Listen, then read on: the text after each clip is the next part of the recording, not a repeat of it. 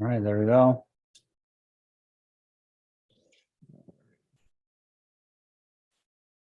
All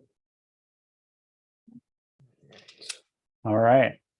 So today we have an iPhone 6s that does not charge, does not turn on. And the customer actually said it did turn on after they replaced the battery, but once it drains, it stopped turning on. We're going to go through how to repair this iPhone 6s, the full process, and just this,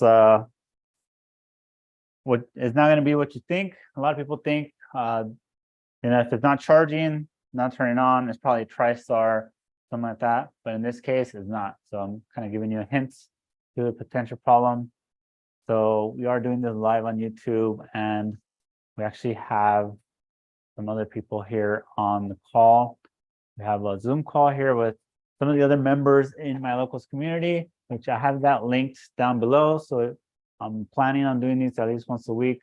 So if you ever want to join these calls, these Zoom calls, and be part of the live stream, check out that link. Also, don't forget, I will link to my t-shirts as well, like this one, which is, repair related t-shirt. I do see Terry has joined us as well. How's it going? Thanks for joining us. All right. So yeah, it looks like the YouTube live stream is going as well. So that's cool.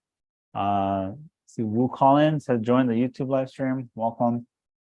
All right, let's get started with this repair. Should be a quick one, hopefully, assuming no complications. So this iPhone 6s does not turn on. It is fully dead. No Apple logo, no nothing. I plug it in to charge, nothing. USB meter is showing. When you're looking at these USB meters, the important part is the amps, the current, which is the blue number here, the bottom. You can see it's 0058. That means 0.005 amps. Technically, it's 5 milliamps. So this is a very low current draw when you have a phone plugged in to charge. In contrast, let me show you a working phone. This is my iPhone 7 Plus I used for my thermal camera. I'm going to plug this in. You'll see my USB meter goes up to, well, all right, this is a bad example because this is a fully charged phone. So it's not going to pull the full current draw. It's only pulling like between 200 and 400 milliamps. But if this battery was drained, then it would probably pull more. So you can see it's different. Now, one of the other things that's like once you kind of narrow down, like, oh, it's not charging, not turning on. This actually came from another shop, and they already tried a new battery, and it worked. But once it drained, then it stopped charging again. So my next step is to check for shorts. So let's get the board out of the housing. Do some of the comments.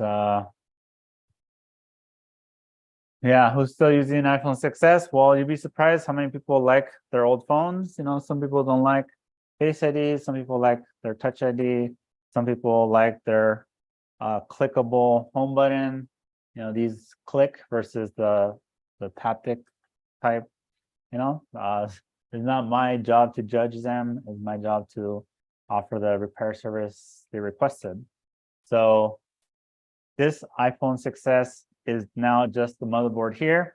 This is a mini DC power supply. It has volts and amps, but this is not the same thing as the USB meter I just showed you, right? Because this is charging 5 volts through the USB charging port, whereas this one is going to be here. This is going to be 4.1 volts, basically 4.2 volts, which is mimicking a battery. A battery, like a max fully charged battery, will be at 4.2 volts, and this is what mimics that. And we're going to plug into the battery connector. This is different. This allows us to see. This basically is feeding power to the battery connector, which ultimately feeds the board. When you plug in a USB charger to the USB port, you're not powering the board through the charging port. This is mostly going to the battery to charge it. This is going to the board to power it. And that will tell us a whole different story. So let's plug it in. So I hope that all makes sense. But this is one of the key tools for troubleshooting no power, fast battery drain, stuff like that. So we push power, and we actually have current draw before I even try to prompt to boot. Your working board should not have any current draw before we prompt to boot. This one does. You can see we have about 500 milliamps, basically half an amp right off the bat. It should be 000 when I push power. So basically when I push power, the power flowing from the power source will flow through it to the board. So right now stops here. There's no output. This is disconnected from this side. Push power. Now we have the power connected, and now we're getting current draw. So when we have a situation like this, where we have current draw before prompt to boot, we most likely have what is called a VCC main short. That is where part of my business name comes from. VCC board repairs is a play on the VCC main. Very common line. Basically, it's what powers the phone. It's like the main power rail of the electronic circuits of this motherboard. So I'm gonna use a thermal camera using Seek Compact Pro with macro lens and my Seek stand. So we could try to check this motherboard and see where is this short. So thermal camera is only useful for finding shorts. I see a lot of people using a thermal camera for when they don't have shorts, and it's really not for that type of use case. So keep that in mind. Also, anyone who's using a Seek camera, it is normal for it to click. So don't think it's defective. I see a lot of people saying they returned it because it's defective, because it keeps clicking, but it's actually normal. So let's see. So just kind of scanning the board on the thermal camera, we can see some heat here. Scanning the rest, something else. Now, if we flip it over, you can see kind of some warm on the cable, but that should be expected because the cable is feeding all the power. And then there we go. Look at that. So the heat seems to be concentrated right here. So one good way to kind of help with this is to turn it off. If you suspect you found the short, turn it off, turn it back on, turn it off, turn it back on. See how like it kind of pulses with my on and off. So on, off, on, off. So there's your source of the short, and that's actually this chip right here on the motherboard is the Wi-Fi chip. So let's take a look at it. Let's take a closer look at it. All right, before I do that, let's read some of these comments. People are saying hello. 6 says no power, Wi-Fi short. Let's get it fixed, Wi-Fi. And then, qué pena no saber inglés, pero que sepas que gracias a ti mejoré las. I'm really bad at Spanish, so just trying to read it. All right. Let's take a look under the microscope. So visually, the chip itself looks fine. Like if you look at any other known good Wi-Fi chip, it'll actually look like you won't even know it's bad, but it's actually bad. So that's why the thermal camera is helpful, because they can let us see heat where with your naked eyes you cannot. By the way, if you're interested in a thermal camera, I have that all linked in the video description. And then with my multimeter, let's double check to see if we have a short on VCC main. So one way to do that is using ZXW. So let me pull that up. But I just know off the top of my head that these caps right here, right below the Wi-Fi chip, are VCC main. But just to kind of show you guys the actual process of checking for that. Let's see, iPhone 6S. Well, let me change this over.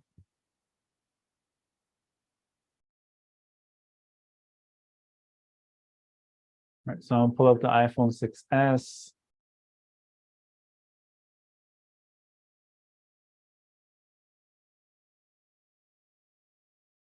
Someone's asking to do a dedicated video on reballing baseband and Wi-Fi. Actually, I have multiple videos of that. If you watch my bottom board swap on iPhone X and iPhone XS Max, it pretty much covers that. All right, so VCC main is this line. You can see here at the bottom. I don't know if you guys can read that. PP VCC main. Zoom in. You can see right here it says PP VCC main, and it kind of corresponds to where the heat is on the chip. Let me rotate this so it matches what I have. Right. So if we go back over here, using diode mode, I'm going to put red probe on ground, black probe on here. Oh, look at that. It's actually doesn't read as short. So we got a reading of 331. So there's probably some secondary line that's tied to VCC main. If anybody knows exactly what line to measure for this short, let me know, but I am not sure. But we do know for sure it's bad. It's actually, it is a common fault. So let's just move forward with the repair because I think that's a better thing to do. And my fume extractor keeps falling. So wait, if you're watching this, don't forget to hit that like button, subscribe if you're new here, and share this video with anyone who is into board repairs. Also, if you want to join us here on the Zoom call, this is actually, I'm on Zoom right now with 3 other people who are watching this. And if you guys want to say hello, I think they'll be able to hear you. Anyone want to say hello? Howdy, howdy. There you go. Hello. Cool. All right. So this chip is underfilled. What that means is there's some like black rubbery stuff holding the chip down. It's kind of like sealed off. So here. So I'm gonna use 260 Celsius and 40% air to clear the underfill, and then a number 11 blade. And essentially, we gotta go around the perimeter to clear this out.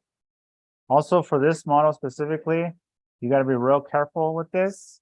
If you damage the EEPROM chip, which we'll get to in a second, you can lose the customer data. So be real careful. Definitely practice on donor boards if you've never done one of these before. Oh, and by the way, I totally forgot to share the live stream on Facebook. If anybody wants to share the video, do me that favor in the repair groups. Drop it in my Facebook group. You got to be careful when scratching this as well. You don't want to scratch the lines. Like if you look closely here, there's some traces coming out. You don't want to cut it and sever those lines because they're doing something. So you don't want to disconnect those. You gotta just have just the right amount of force to clear out the underfill without damaging the surface of the board.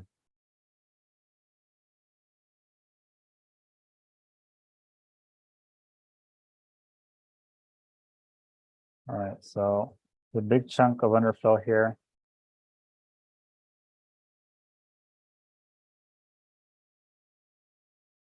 Yeah, I'm hoping this will be one of my shorter live streams. most of them end up like at least 2 hours, because I always end up picking hard ones. But also, I'm getting a lot of hard repairs recently, so that's why I got it available for you guys. Oh wait, where is it at? Another tip is start at the right side of the left side of the chip and work your way to the right. It's a lot easier when you're clearing underfill that way.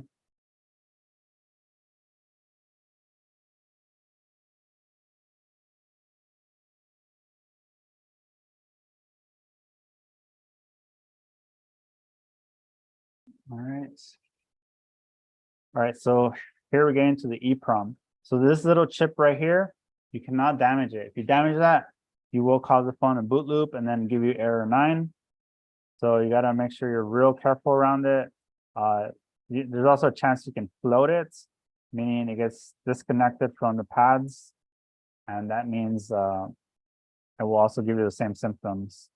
So if you're lucky and you get boot looping, Reballing might fix it. Otherwise, data's gone. You can replace it, but data's gone. You got to restore after. Make sure you got a really sharp blade also, because this is how you can get in between these two chips right here.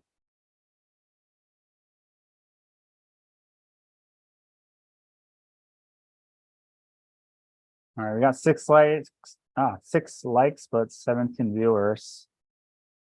Who wants to drop another like? If you like watching repair videos. Right here, we're getting close to the EEPROM. Real careful. Don't hit it with your blade. All right, here we go. I like to hold my breath, giving a little more stability with my tool.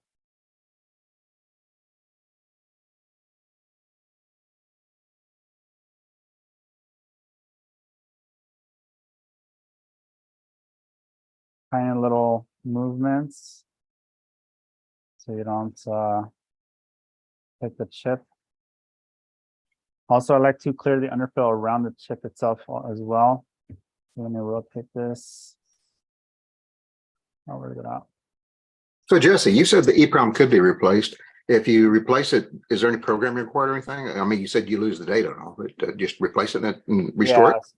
So from iPhone X and older, you can just replace it. No programming or anything, just restore. iPhone XS and newer, I heard you have to buy a very special one that basically is never been used. So when you restore, it will program it then, and that's it. Whereas if you get it from a donor, it won't work because it's already been programmed once. On the older ones, the donor will work. Yeah, exactly.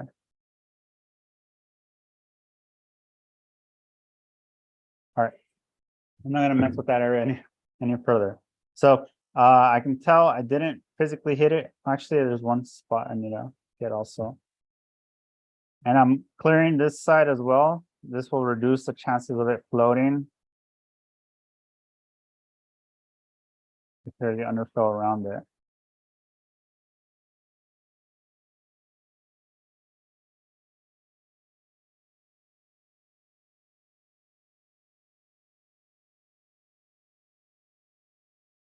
All right, maybe we'll leave it like that. Oh man, that's stressful, especially on a live stream. All right. Sweet. Thanks, Travis, for sharing that. So I'm a little bit of flux all around. I don't like to add too much flux here on the top side because then that flux will seep underneath the sticker, and then you're gonna have, you might have some problems. Next thing is we're gonna pry off the chip. So I have a flat metal blade. Also, it's a good idea to shave it down. Before I remove it, take note of its orientation dot. I'm just gonna mark it by scratching the board. And I'll just do it like this. So to remove the chip, I use 380 Celsius and 50% air on my add-in hot air station. And essentially, we've got to go underneath and pry it off. So the trick here is to slide the tool underneath. So what I like to do is kind of scrape off a little entry point.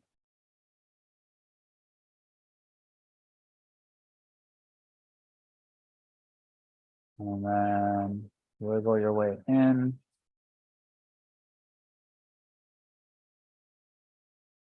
There you go. You can see the tool sliding through. And then try to get as far in as you can. And tilt it up. There it goes. Pop it off. That's a lot less scarier than cleaning the underfill around the EEPROM. All right, so the chip's removed. At this point, let's say you were doing this for data only. You'll be able to get data as is, assuming you didn't damage the EEPROM. But this is going to be a full fix, meaning I'm going to fix it all the way through. So we got a fully functional phone.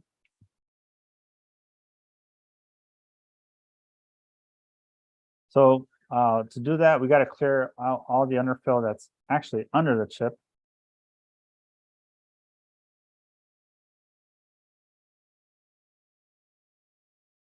So I just use my tweezers. These tweezers are, the tips are very blunt, so they won't scratch the board. And they're very pointy or small tips, so they can get in a lot of tight crevices. So I really like using them for that. So just scrub away as much as I can, and then we'll come back and clean, and then kind of scrub away the rest. I do see it here on the private chats. What is the best way to remove power IC? I'm assuming was referring to the PMIC, which in most cases is underfilled. Basically same method, clear the underfill and just try to pop it off. It's very real tricky, especially because it's a lot tighter, a lot more stuff surrounding it. All right, let's see.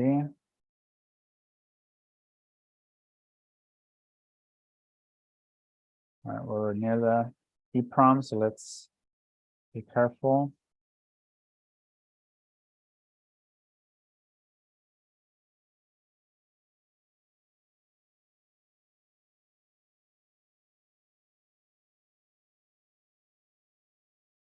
And you got to be careful doing this too. The pads are usually pretty weak, real easy to break them for whatever reason. So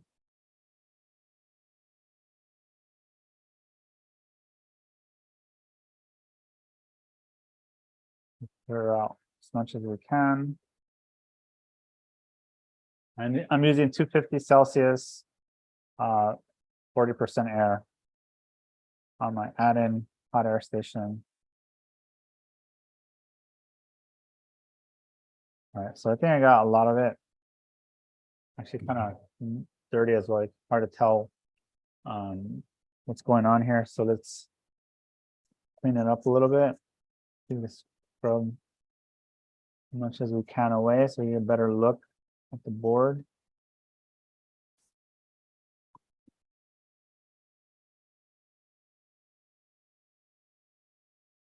All right.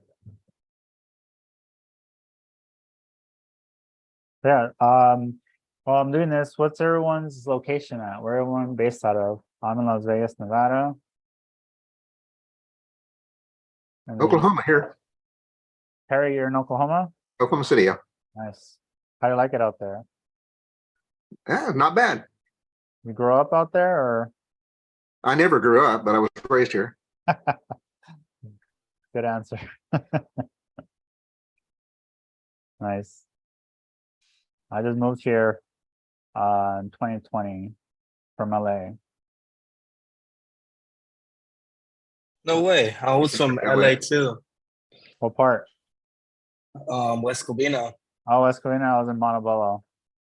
Yeah, I was there too. But then we moved to West Covina since we got a house over there. Oh yeah. And then You were in Montebello? oh yeah, I was there for 2 years straight. And then we moved to West Covina. And then I moved to my mom's side, which is located at Bakersfield. Nice. What part of Montebello? Right next to the what was it called? The Rose something. It was right next to the big mountain. Oh, in the hills? Or where? Yeah. By the mall? Yes. In the movie theaters and stuff? Yep. Nice. I wasn't too far from there. It's a small world, I see. Yeah, right. I don't think I've met too many people from Montebello outside of Montebello. That's cool, man. Hey, may I ask, do you have any advice for the reball? Because I'm still having trouble with it. Reballing, yeah, it's tricky with especially baseband. Cleaning it's tricky. You get a lot of oxidized pads in the process. One trick for the oxidized pads is you lay a bunch of solder paste on it, and then you put another chip on top, usually like a 6S CPU, because it has a lot of pads and a very compact kind of layout. And then you kind of like sandwich it together and you hot air it. I showed that in my video. But yeah, and then the reballing of the chip itself is a little tricky because it's like kind of a large chip in a way, but the balls really close to each other, so it can get tricky. I guess make sure your paste is very dry. I'm gonna reball this Wi-Fi chip, so if you watch kind of the technique, that'll be the same technique on here. All right. All right, so I'm gonna wick this flats. For whatever reason, I feel like wicking Wi-Fi is a must. I had more success with those. Oh, it has a rip in. Let me do these first. All right. New tip that I just thought of: go long ways with the pads so you don't pull them down. Oh, get stuck. Yeah, this iron's not transferring heat. All right, let's do this. Let's do hot air method. I'm gonna snip off the end. Let's do that. So I'm gonna use 380 Celsius and 50% air, essentially to try to work this flat. Because with the iron, it wasn't too cooperative. I think my tip is wearing down also. There it goes. Essentially, you brush it with hot air and good. With this pretty flats.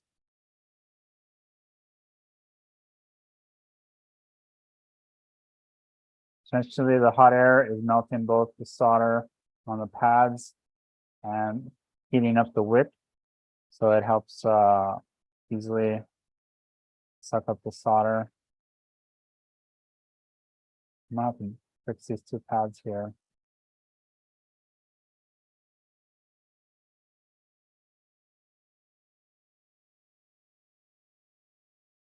All right, let me clean up a bit because it's kind of messy, hard to see what's going on.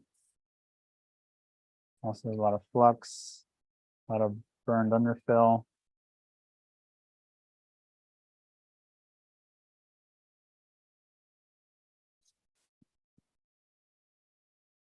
Some alcohol. I see more people are joining. Hey everyone, thanks for joining the live stream. Person, this, you got to make sure you clean this really well. Anytime there's underfill, I get stuck trying to clean it to perfection. I don't think it's necessary to be perfect, but at least get all the big chunks out. Put a little bit of hot air, so 250. Kind of come back and clear some more underfill.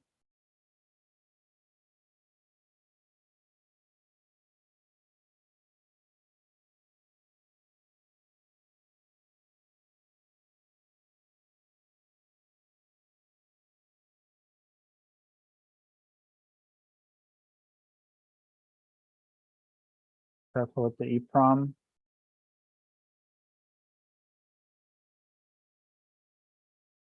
I've known several people.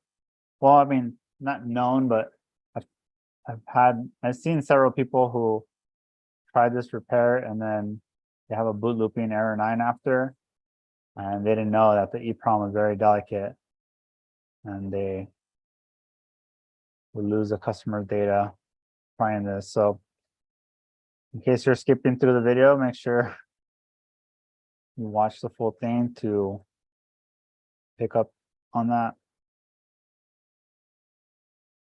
There is another way to do this. You can grind away the Wi-Fi chip, at least that corner, to clear the short. I've seen some people say they can clear the short without replacing the Wi-Fi chip. And then, but I don't know, that seems like more work to try to grind it down just to clear that shorted cap in there. All right, so I've cleared all the underfill. All the pads are intact. There's these guys kind of got moved, but I was able to push them back. All the pads are wicked. So I think we're good. What do you use for grinding chips? You use a Dremel or what? Yeah, there's like a little mini Dremel thing tool. This thing, although I almost never use it, and therefore the battery's always dead. Seems like the battery drains really fast on it. Doesn't last long. So yeah, basically you gotta have What kind of a blade or grinder do you use on it?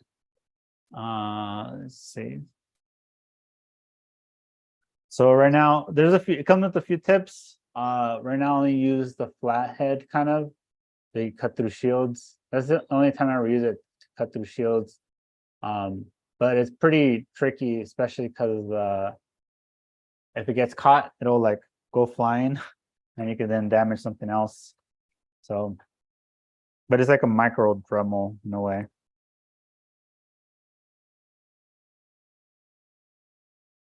Let's see. So just to show you guys, we have the Wi-Fi chip removed. I'm gonna push power. And look at that. No more short. We don't have that 400 to 500 milliamp draw before prompt to boot. I'm gonna prompt to boots, and we have what appears to be a normal boot up consumption.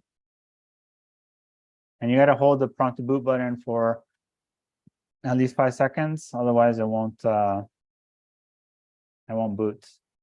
So now that that's showing some life, let's just to prove that it's booting up, let's actually plug in the screen now too. I usually don't plug in a screen unless I see what appears to be normal boot up consumption. All right, now the screen's back on, plugged in, prompt to boot. So prompt to boot, you gotta learn that boot up consumption is very important to troubleshooting. If you can learn to kind of read that, that's how you can learn to solve a lot of cases. And it saves you time too. Just plugging it in like this versus trying to pop it into the housing, plug it into charge. The battery is probably going to be dead, so now you got to wait forever for it to charge up before you know if it even boots. So this is a good way to quickly test it. So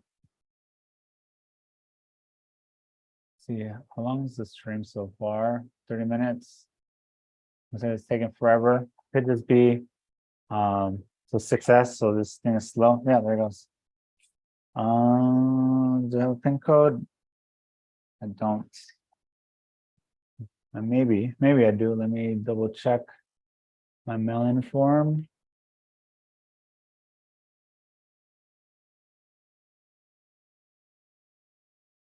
Oh,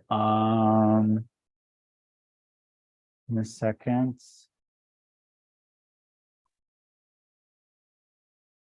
Need the pin code, make sure we don't have any other issues.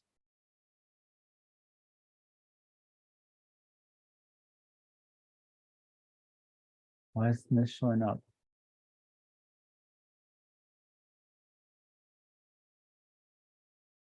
It's weird, my messenger isn't showing me the person who sent me this.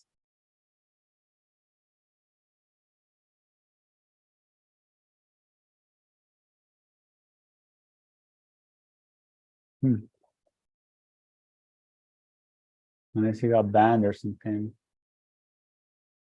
Maybe. Oh well, I'll come back to that. It's a little less important.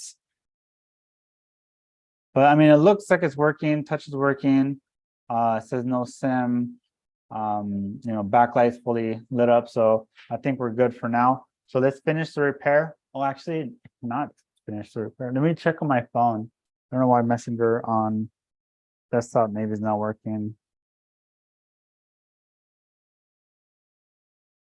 There you go. It shows up here. Oh, here it is. All right, let me write it down for later in the videos. Sorry about that. I don't know where's my marker.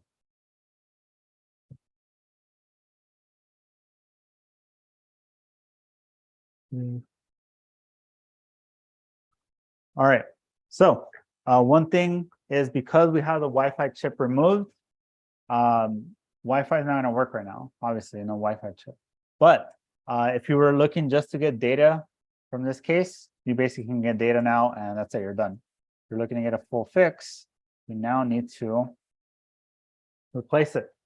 But also, 6S, the Wi-Fi chip is technically paired, so you got to use a programmer to unlock the phone to be able to do this, get it to accept any replacement Wi-Fi. So I'll show you guys that as well. But let's replace the chip first.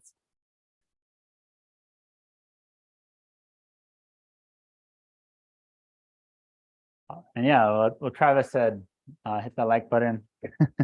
Enjoying the video. All right, so this is the iPhone 6s, 6S Plus Wi-Fi chip. So let's go under the microscope to reball it. So if you have trouble reballing, this is probably the part you want to pay attention to. So these chips, Wi-Fi chips, do not come reballed. Look at it. The chip is pretty, I mean, it kind of looks like there's, you know, solder balls or whatever they're called in this shape, but it's actually flat. There's no pads there. So, which reminds me, I should probably get my stencil for this model, which I don't have here. I'll grab my bag full of stencils.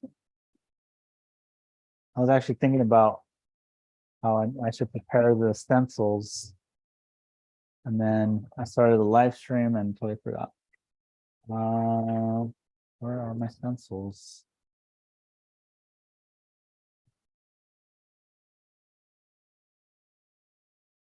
All right, so here we have all my stencils. This is iPhone 6S. So it finds 12, Samsung, iPhone 8, 12, iPhone 7, iPhone 7, iPhone 7, Qualcomm, iPhone 7, iPhone 7, iPhone 6, iPhone 11, Exynos, eNMC, Qualcomm. I have a lot of stencils. iPhone 5. Oh, it's not in that stack. Sorry about that.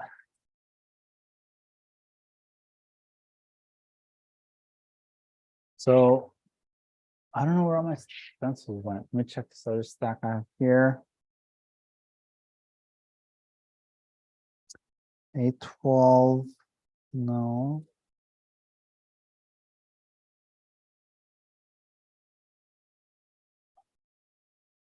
I like stencils everywhere because I'm starting to share them with my employee. So what happens is, let's see. iPhone 7. Could have sworn I had more than these. Here we go. So I have 2 stencils now that I can use. This is the 3D A9 stencil. So A9 refers to the CPU in the phone. So A9 would be iPhone 6S, 6S Plus, and iPhone SE first generation. This has all the major chips, not every chip, but the most common, including the Wi-Fi chip. Also have a Wi-Fi stencil. So this is like pretty much all the Wi-Fi chips up to the 10s Max, it looks like. But I actually prefer this one. This one's 3D. So you can see the grooves.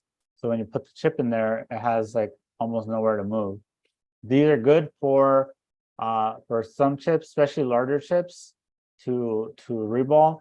But for smaller chips, I'd recommend a 2D stencil because they're way thinner. So when you try to reball it, it's a lot faster. This is a lot thicker, so it takes way more heats to reball. And when you're dealing with a small chip, it's just different. It's hard to explain exactly why, but you'll see. So I'm gonna use the 3D one actually for this job.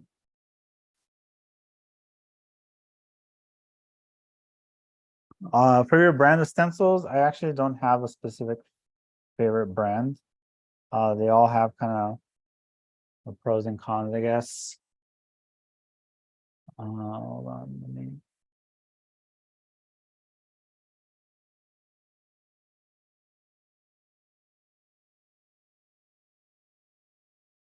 me hide that camera. You're not using it. All right, so this chip is pretty much flat, so I'm not gonna wick it flat, but if you do have a chip, especially if you have pulled it from another board, I recommend you wick it flat. And then you put the stencil over. But besides this, you also got to make sure you prep your pastes properly. This is a kind of biggest issue people have is they don't prep their paste. So this is old paste already. So what I'm gonna do, I'm gonna clear this out, throw it away in the trash can. And then we're gonna grab fresh paste so that we can get a clean, perfect reball.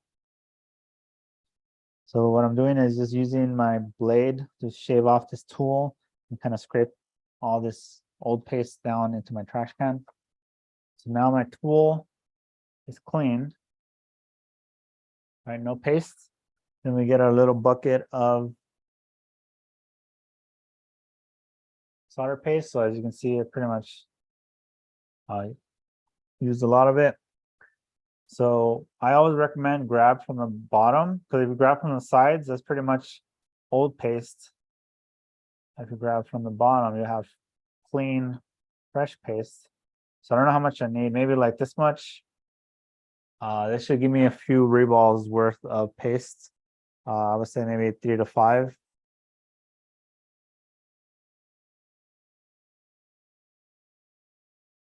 All right, so the brand new paste is going to be very watery, so to speak, a lot of moisture, which is really flux. So if you look closely, this is just a million solder balls suspended in flux. The trick is grab a clean part of like a paper towel or clean cloth and press it down to kind of press out some of that flux. Even if you get a little bit of lint hairs or whatever on your paste, that's fine. It's better than having wet paste. So do that maybe, 5, 8 times or so. And then also fold it in so it stays all grouped together. And oops, turn this on the scope like that. All right, so now to look at it, it's more of a matte color. It's kind of shiny on the right side. I could probably press some of that out. But the goal is to kind of press out some of that flux. Now you have it like this. Now when you go to reball, you're gonna have a way better result. Make sure your chip is aligned. And then you got to use your fingers to apply pressure while you're applying the paste. This stencil runs out of stencil here on the top side, so I can't really put my finger there. So I'm gonna basically kind of go a little bit sideways and apply it by having your tool as flat as possible, like horizontal to your bench, and apply it into the little holes. Make sure the paste gets into every single hole, so to speak, and then curve up your tool so it's at a higher angle and then scrape away. Right, so down to apply and then up to scrape. So right now, like my tool is like at a 45-degree angle upwards and I'm scraping. Also, depending on the chip, you might want to get another clean cloth on your finger and just wipe away kind of that top layer. That'll absorb any flux as well. So now your chip is ready to be reballed. So you got to transfer the pressure from your fingers to the tweezers. So I use some giant curved tweezers. So press down. And then now I could switch hands basically.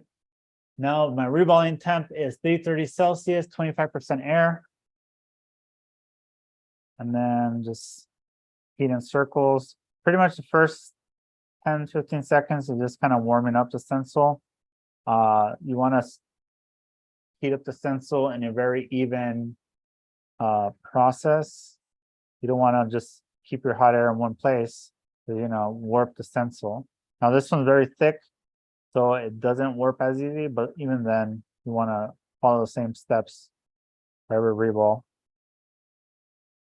And once you kind of warm it up, then you kind of focus on a corner.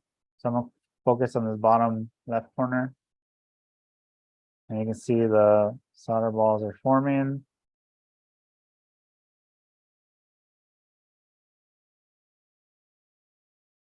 And then you just make sure every solder ball is formed. It's kind of weird saying solder ball because they're not technically balls per se. They're like little weird tubes, kind of tube shape in a way. Make sure everyone is formed.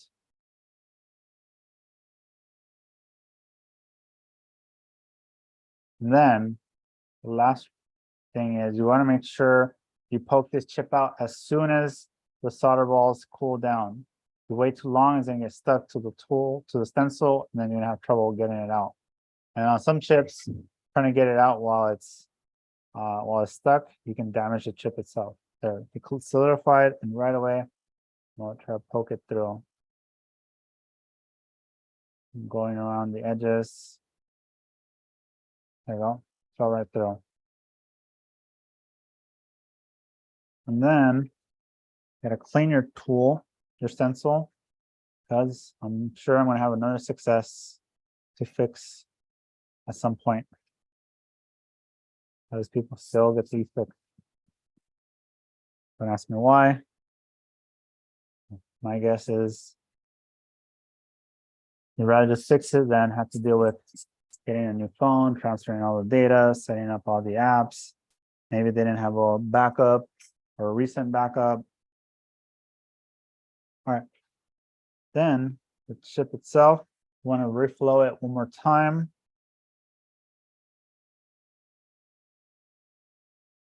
And the trick to this is you guys hitting that like button because it'll help the channel. Make sure you guys are, if you haven't already, smash the like button. If you want me to do more live streams like this.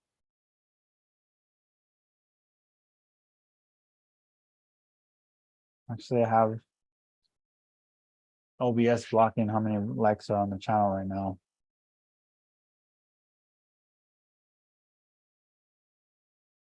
All right. The goal is to spread the flux over every single pad. And then you can come in and reflow it.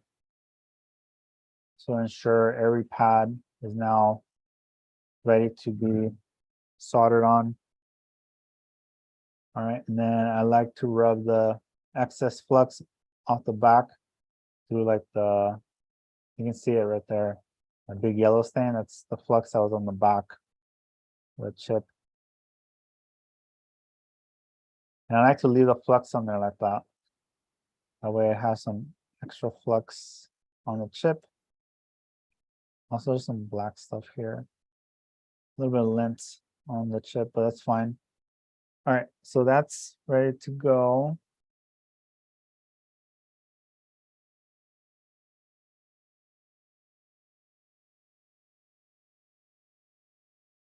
By the way, the fact that the phone booted after I removed the chip is proof that I did not mess up the EEPROM. So keep that in mind. All right, so add thin layer of flux. And you can use your tweezer to kind of spread it out.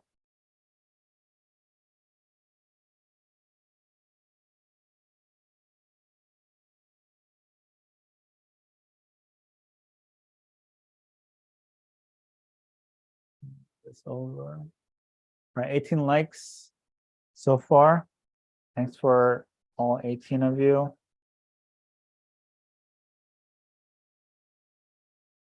If I could get, let's see, what's something realistic? If we get 30 likes by the end of this video, let's say 40 likes by the end of this video, I'll do another live stream next week. So let's get to 40 likes.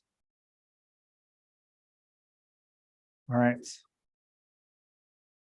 All right, and then remember, there's that orientation dot is on this corner here. And you can actually see the dot on the bottom side of the chip. So match that dot. Yeah, see that chip there? This dot here.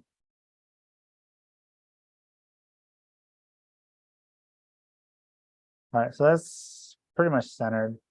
I'm going to use the same temperature I used to reball 330 first, just because I like to go with low air and low temp, low air, just to first get it installed. Try to get it installed. If this doesn't work, then I'll bump it up after. But by that point, it'll be kind of stuck and won't fly away.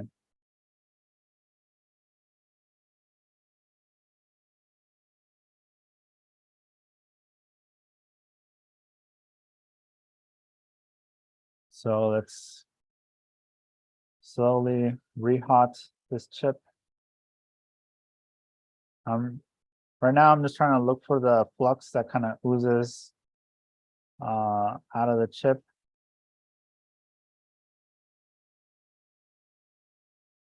So right now you can kind of see some flux kind of breathing or pulsing from under the chip. That means we're reaching a good temperature.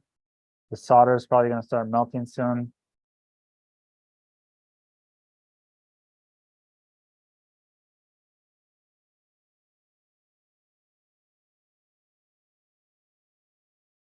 There we go.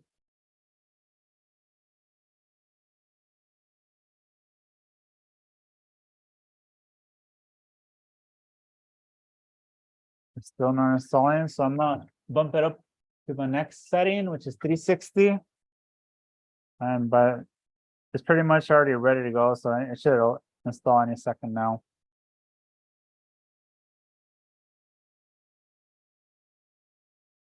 All right. I think it's going in.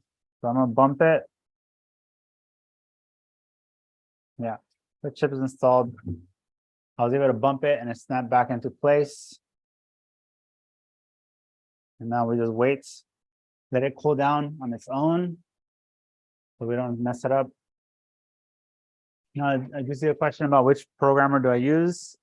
For this case, I'm going to use the JC V13. Actually, let's show off the JC V1S Pro. I wonder if the battery is still good.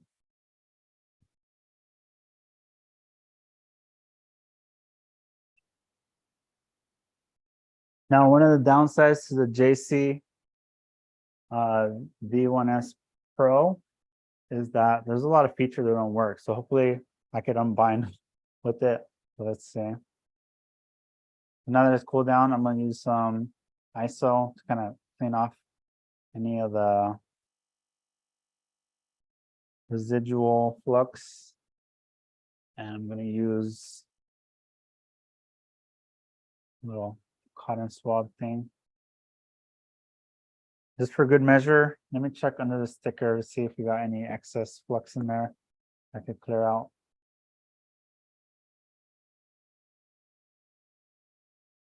I think that's mostly alcohol. Yeah, it's alcohol.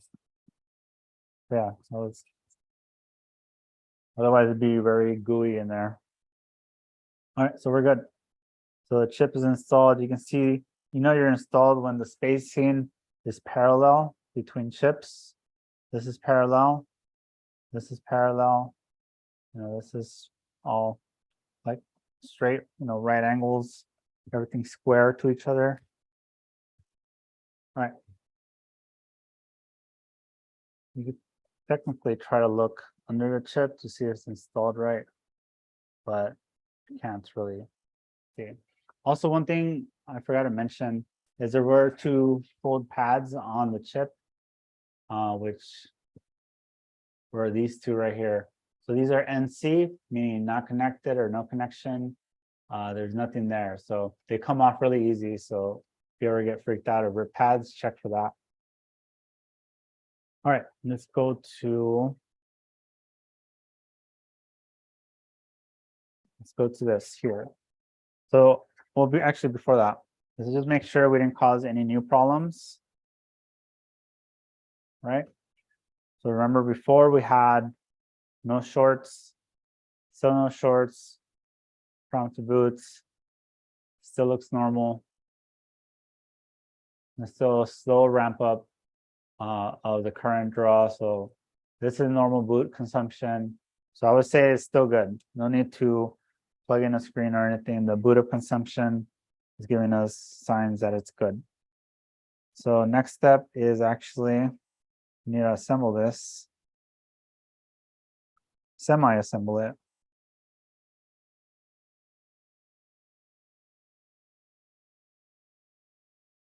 Now, this is probably going to be a dead battery.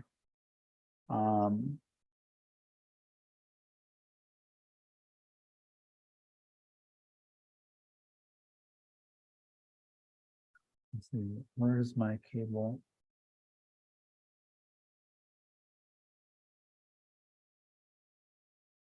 Right, so remember before we were getting no signs of life. Now we have a low battery symbol. Before we were not getting that. Look at the current draw via USB, 0.923 amps, which is a normal current draw for this model.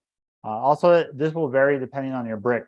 Your charging brick, charging brick does have a limit on how much it can output. So, cheaper ones will have a lower value, but the phone also matters. So older iPhones, usually they don't go up more than 1 amp, whereas newer iPhones can go, 1.5, 2 amps. iPads can go like 2.3 amps. It is all depending on your brick, also your cables. I'm using an extension, so that can lose some power and all that. So, all right, let's talk about the V1S Pro. This is the new programmer from JC. It is modular, so you can swap out the modules here. So this is the BGA 110 for certain NANDs. Also, it is all supposed to be standalone kind of programmer, so you don't need a PC, but it does have built-in Wi-Fi, so you can connect to Wi-Fi to your network and then use the JC software on the PC to also connect to it. Yes, new update found. I don't know if I want to update it live here on the stream. Let's give it a try. Upgrade now.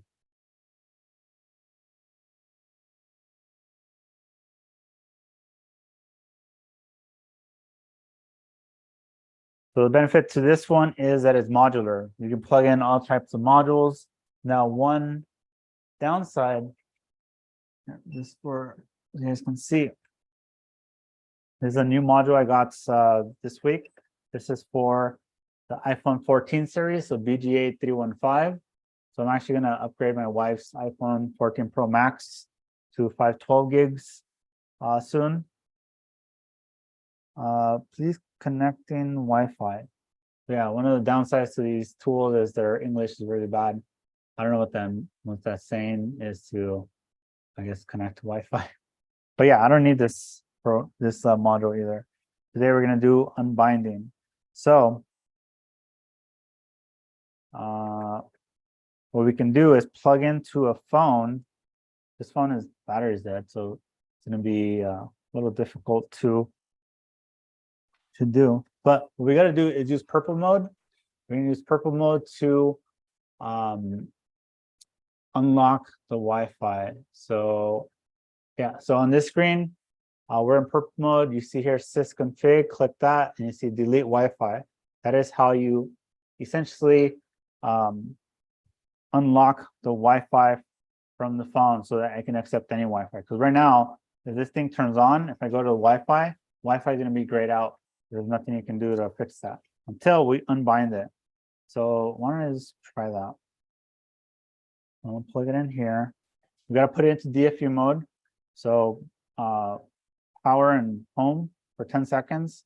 1, 2, 3, 4, 5, 6, 7, 8, 9, 10. Let go of power and keep holding home until this thing detects it into DFU mode. There you go. Device detected DFU mode. Then I could even query. That's not. All right. I don't want to. That's weird. Oh, we got to enter purple mode. So click enter. You'll see the phone is gonna do different things, different colors, and it'll. So this thing is doing something.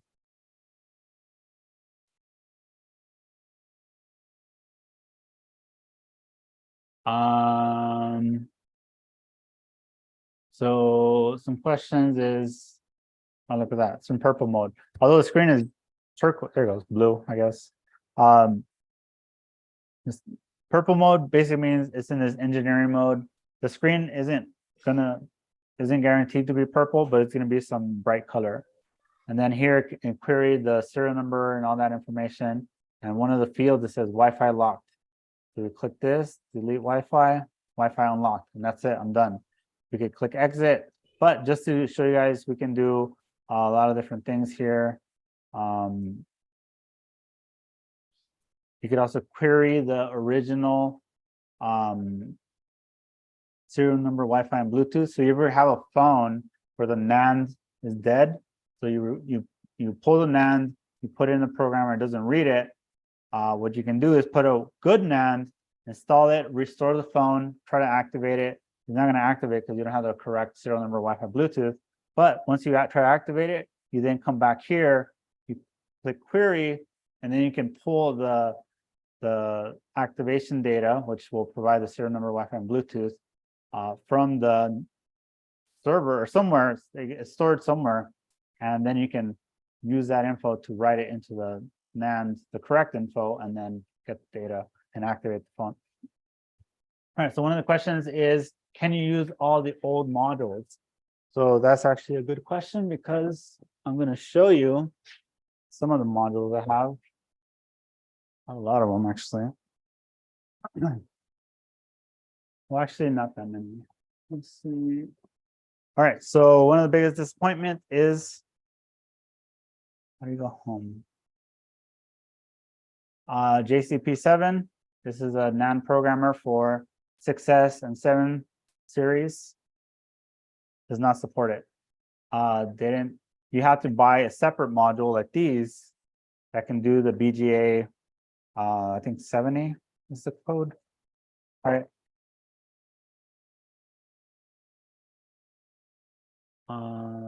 BGA 110, no. All right, so this doesn't work.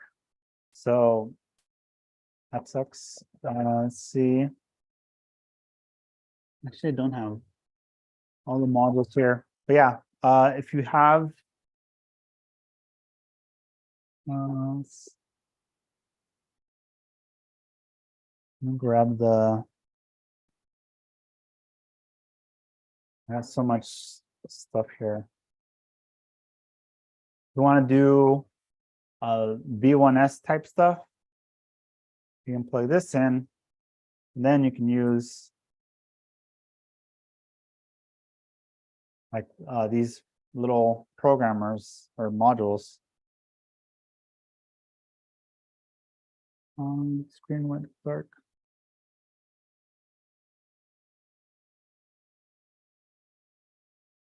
Where's the screen dark? Oh, there it goes. So I have this is the receiver FPC for like ear speaker flex. So you want to plug in an ear speaker flex, you can plug it in here and see if it's any good. Let's see if I have any laying around. I don't, but this, you know, you could plug in these modules through this adapter that comes with it, right? Or if you want to do, now I don't have the new dot projector plug for the tag on flex. I do have the old school one. So this one should plug in.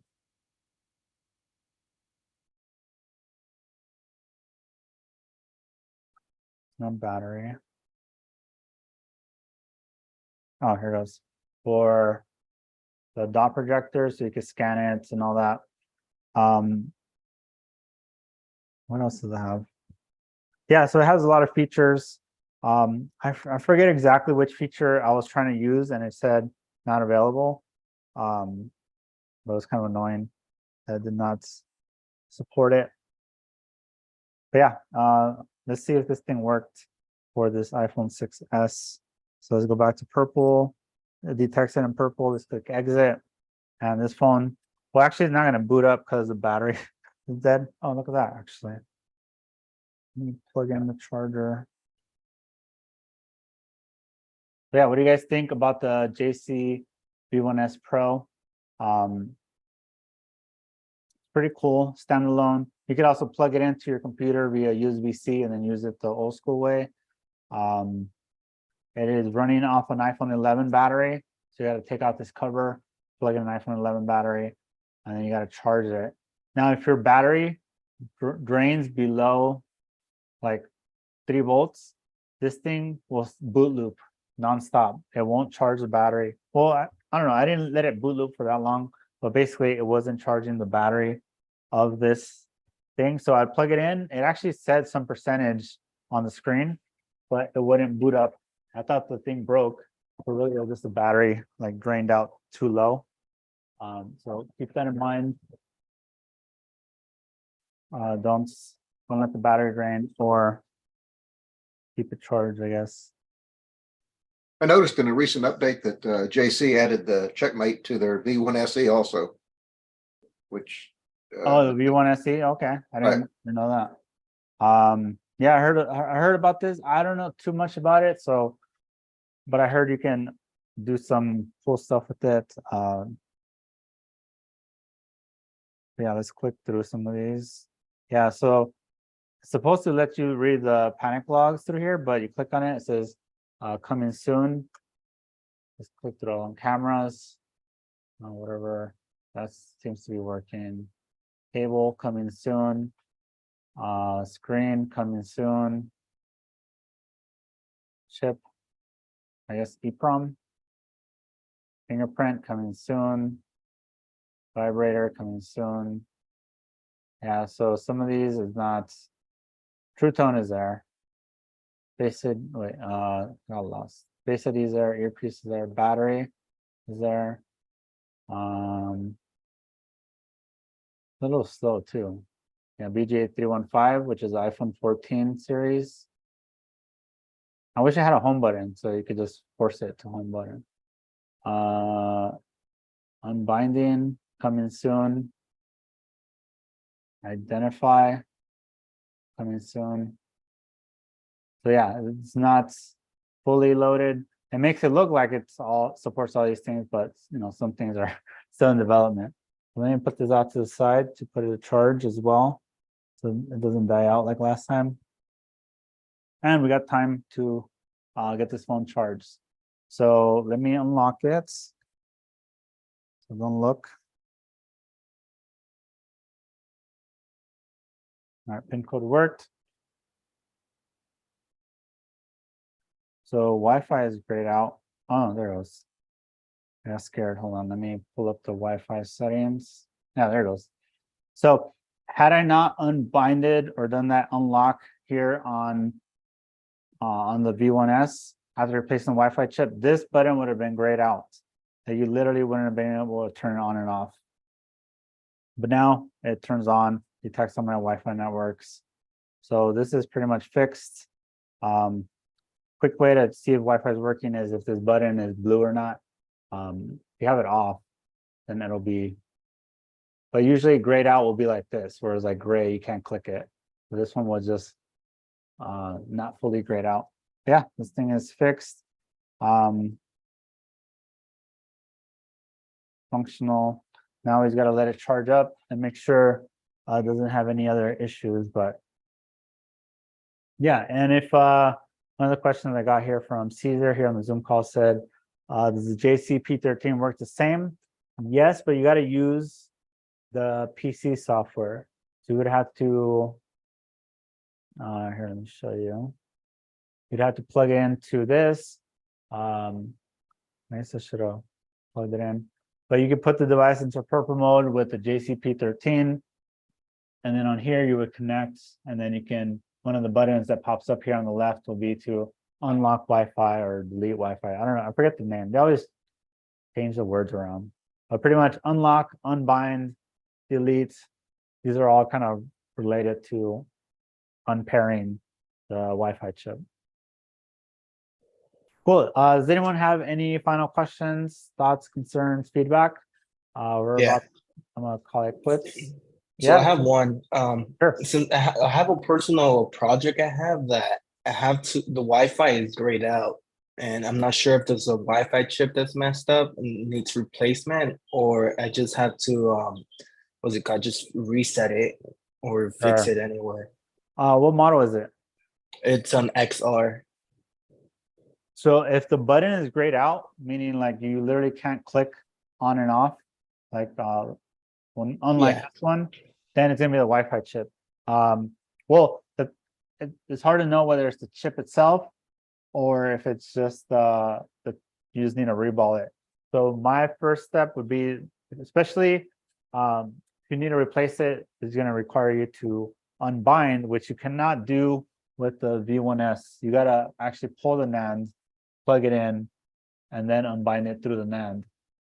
So I would suggest first just try reballing it, especially after a hard drop. The chip can disconnect from the pads, so it's like still there, but physically, one or more pads have disconnected. So sometimes just reballing it will fix it.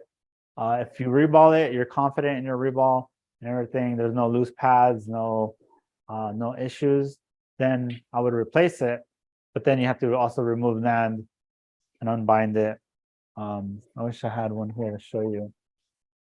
That's with the P13. They had to take off the NAND to program it again or to unbind the Wi-Fi. Yeah, so actually let me show you guys real quick.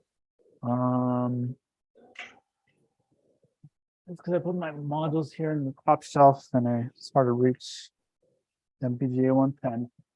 And I think I have so you have an XR, you gotta do this.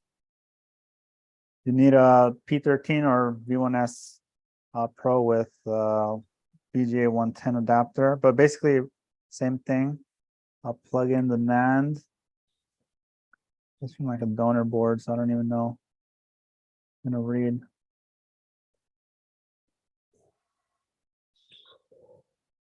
BGA 110. It's working. There it goes. So it's trying to read the NAND, successful, in a query, and the Wi-Fi locked. So basically the same thing I did here, except you got to do it through the NAND directly. On iPhone X and older, you can do it through USB with purple mode. So let's see, click sysconfig, delete Wi-Fi, unlocked. So now when you go to replace it, it'll accept the new Wi-Fi chip. So that's cool then. So for the iPhone 6 to 8, I can just use the cable with the P13. Yeah, so exact same process I did here, except your P13 will not have a screen. You'll do it through the computer. So basically the same steps. All right, that's cool. Cool. All right, guys. So hope you guys enjoyed the video. Make sure you guys check out the links down below. Want to join the Zoom call like Caesar and Terry did? I have that linked as well. It's for paying subscribers to my locals community. Don't forget to check out the t-shirts as well, like this one. Let's see what else. If you guys have any questions, drop those in the comments. But that's it for me today. Appreciate you guys watching the full 1 hour or so video. Let me see, what are we at? Yeah, 1 hour and 15 minutes. So thanks everyone. I'll see you guys next time.